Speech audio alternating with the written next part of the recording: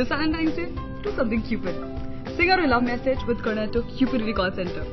Log on to cupidity.cornetto.in and send us your love message, and our Cupids will send you your very own love song. Do something Cupid this Valentine's Day with Cornetto Cupidity Call Center. They're doing just fine, and that was pretty much the aim of this first day of this visit.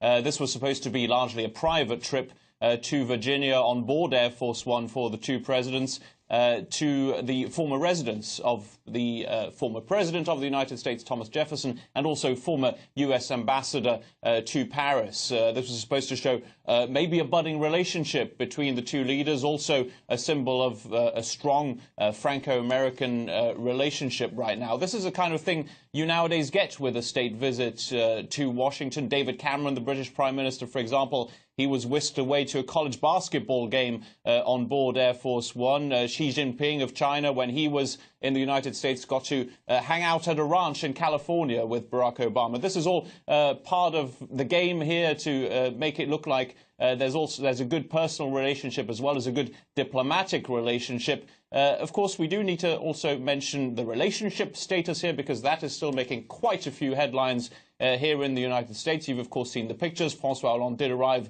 on his own, and that's created quite a few headaches for the White House here. It's had to change the seating order, for example, for the state dinner later today. The invitations had already been sent out. They included the name Valerie Trierweiler, now the former First Lady. And when it comes to the official photo of this visit, well, you'll see the rather small François Hollande in between the considerably taller Michelle and Barack Obama. So that relationship between Hollande and Obama, then, does it bode well for the future relationship between the two countries, would you say?